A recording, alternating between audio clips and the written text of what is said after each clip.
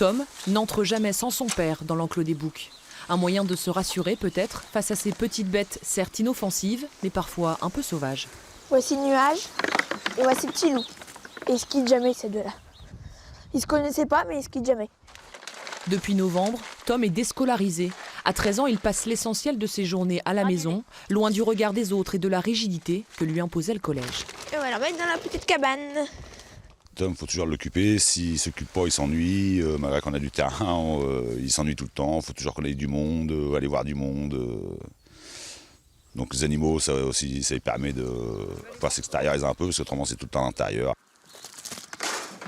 Tom est atteint du syndrome d'Asperger, une forme d'autisme qui touche son cerveau et perturbe son développement neurologique et cognitif. L'adolescent déborde d'imagination. Alors elle a 3 mois. Il a gardé son innocence enfantine, mais reste lucide sur son handicap. Au début, je ne l'acceptais pas du tout et je voulais pas que personne me parle. Parce que j'avais pas envie d'être autiste. Est-ce que tu sens que tu es différent des autres enfants, des autres adolescents? Oui.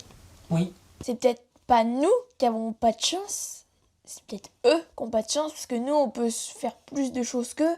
On peut se faire des mondes, moi je me crée des mondes, tous les autistes se créent des mondes avec leurs jeux, moi c'est avec mes Barbies. À 3 ans, Tom bouge difficilement, ses temps de réaction sont longs.